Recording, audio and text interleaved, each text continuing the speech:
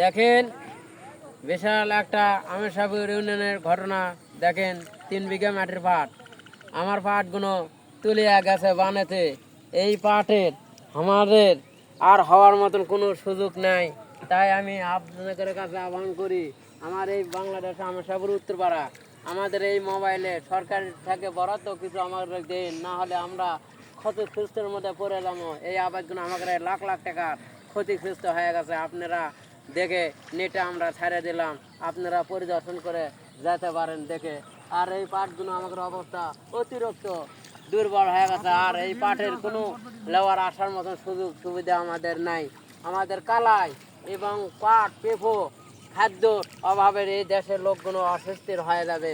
আপনারা এই মোবাইলে আমরা ভিডিও করে ছেড়ে দিচ্ছি, পাতারে পরিদর্শন করে আপনারা যদি দয়া করে মায়া করে এই মোবাইলে আপনারা যদি দয়া চলে, আপনারা দয়া করে সরকারের কাছে আমাদের আবেদন, আপনারা দয়া করে আমাদের এই পাটের ব্যবস্থাগুলো আপনারা যদি সরকার থেকে কিছু দেন, তাহলে আমরা কৃষি কামেরা আমরা কিছু তাহলে কাটার পাবো, না হলে আমাদের রেখে এই আবাদগুলো লসের মধ্যে আমরা পরিণত থাকবো। এই ঘাটতি আমাদের পূরণ হবে না।